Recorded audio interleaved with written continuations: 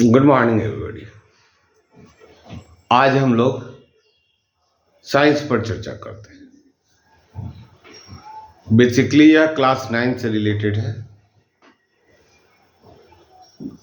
तो किसी भी क्लास में जब पढ़ते हैं तो साइंस का बेसिक फॉर्म को जानना जरूरी होता है। तो आइए साइंस के बेसिक फॉर्म को जानते हैं। एक प्रश्न आपके मन में उठता होगा, व्हाट इज साइंस? विज्ञान क्या है? प्रारंभ में विशेष ज्ञान को विज्ञान कहा जाता था। विशेष ज्ञान का मतलब ज्ञान से थोड़ा सा ऊपर, किसी विशेष बात टॉपिक पर रख दिया जाए। लेकिन ये आज के समय में जो है ना, सक्सेसिव नॉलेज जो डाटाओं के संग्रह से, इसलिए सोशल साइंस की भी बात चल रही है, सामाजिक विज्ञान। उसमें इकोनॉमिक्स जो है उसको साइंस और आर्ट्स दोनों के बीच में रखा गया। यह पहले से चर्चा होती है। तो हम लोग जो साइंस की बातें करेंगे उसको बेसिक फॉर्म में परिभाषा के साथ, उसके डिफिनेशन के साथ हम लोग चर्चा करेंगे। आइए साइंस की चर्चा करते हैं।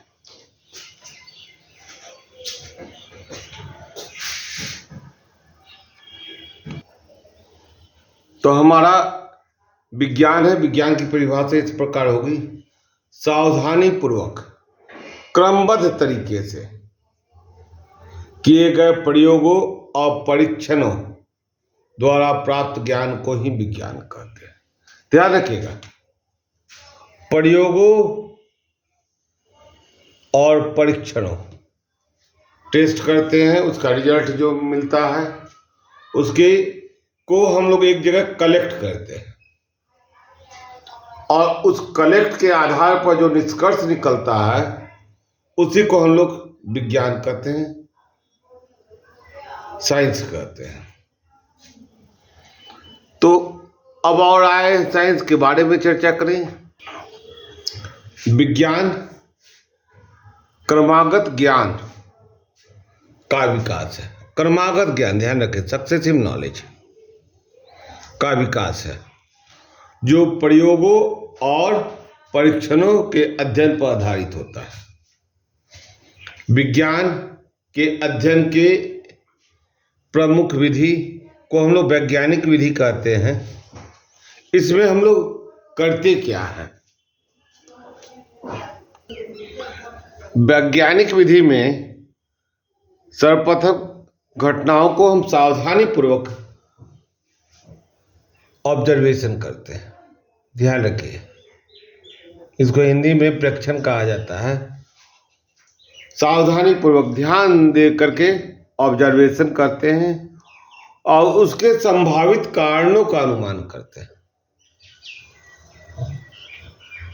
किसी भी रोग पर निष्कर्ष होता है, उसका सॉल्यूशन होता है, दवा बनता है, तो उसमें पहले हम कारण पता कर लेंगे, तब उसके उपाय की ओर चलेंगे।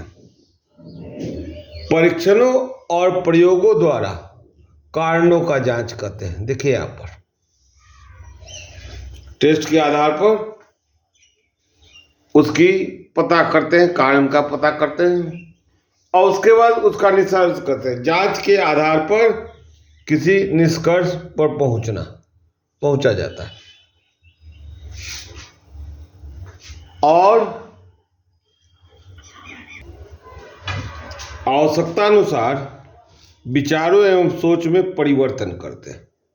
क्या जरूरत है, क्या करने से ज्यादा होगा, और इतना ही करके जितने भी साइंटिस्ट होते हैं अपने रिसर्च को डालते हैं, उसी को रिसर्च कहा जाता है। आप भी एक रिसर्चर हो सकते हैं, लेकिन आपको इसके लिए इन बातों को ध्यान रखना है। इसलिए आज के एजुकेशन में बचपन से बच्चों को साइंटिफिक रिसर्च पर ध्यान देने के लिए कहा गया है, या जो नई पॉलिसी है एजुकेशन की उसमें यह कहा गया है। आइए विज्ञान की शाखा के बारे में चर्चा करें। विज्ञान है, इसकी दो शाखा है, भौतिक विज्ञान फिजिकल साइंस और जीव विज्ञान लाइफ साइंस। भौतिक विज्ञान जो फिजिकल साइंस है, इसके दो भाग हैं, फिजिक्स भौतिकी और दूसरा केमिस्ट्री। तो आखिर जान ले कि भौतिक विज्ञान में हम लोग अध्ययन किसका करते हैं। तो भौतिक विज्ञान में निर्जीव पदार्थ और उनसे संबंधित घटनाओं का अध्ययन करते हैं, जबकि जीव विज्ञान में सजीवों एवं उनसे संबंधित घटनाओं का अध्ययन करते हैं। तो आइए हम लोग फिजिक्स की ओर चलते हैं। हमारा टॉपिक फिजिक्स से रिलेटेड रहेगा और इसके बारे में हम लोग चलते हैं।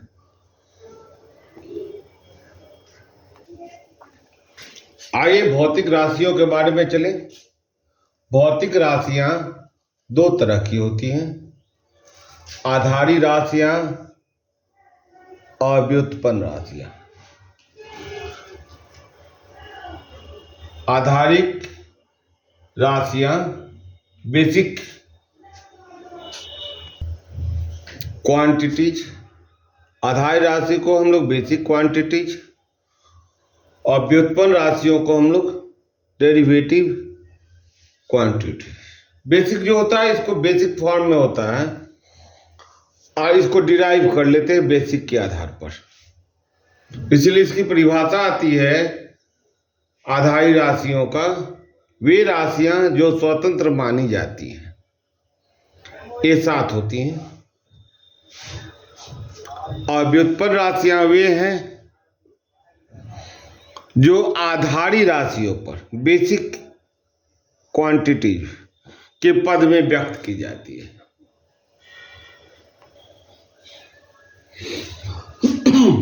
आइए आधारी राशियों में जो 7 हैं उनके बारे में चर्चा करें। पहला है लंबाई। इसका ऐसा ही यूनिट मीटर होता है, ध्यान रखिएगा।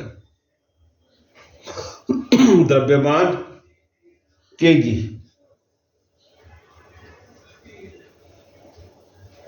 नहीं केजी नहीं ग्राम होगा। द्रव्यमान का किलोग्राम ही होता है, केजी किलोग्राम। समय का सेकंड है। करंट इलेक्ट्रिसिटी विद्युत धारा, विद्युत धारा का एम्पियर होता है।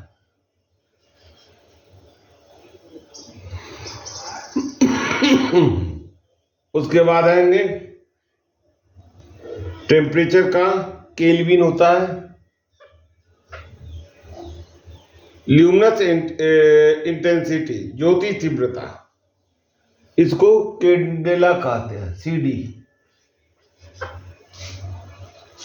और पदार्थ का परिमाण अमाउंट ऑफ सब्सटेंस को मोल MOL के रूप में व्यक्त करते हैं। ठीक है, MOL के रूप में व्यक्त करते हैं। अब आएंगे हम लोग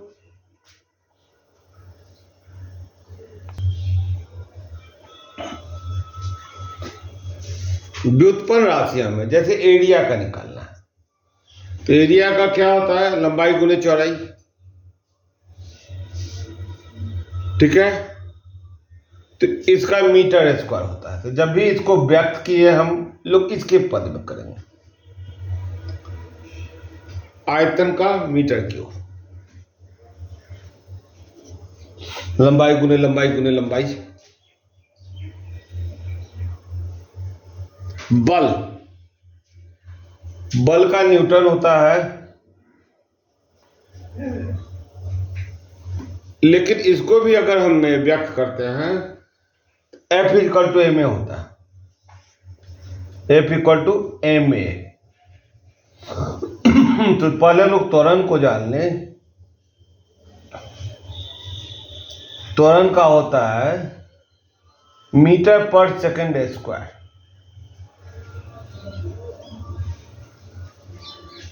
तो एम ए यहाँ पर मास इंटू एक्सीलरेशन होता है, तो यहाँ केजी मीटर पर सेकंड स्क्वायर के रूप में भी इसको डाल सकते हैं, लेकिन इसको हमारे न्यूटन साहब के नाम पर इनका यूनिट बनाया गया बल का, वह है न्यूटन। बल का यूनिट जो है न्यूटन। तो जब भी हमें व्युत्पन्न राशियां हैं उनको यूनिट जो है आधारी राशियों पर निकालते हैं।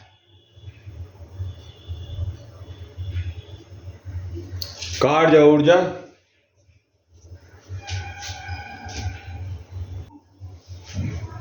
तो कार्य करने की क्षमता को हम लोग ऊर्जा कहते हैं। कार्य करने की कैपेसिटी टू डू वर्क जो है वह एनर्जी होता है, तो इसका जूल होता है। हम लोग इतनी बातों को ध्यान लेंगे तो हमारा बेसिक जो है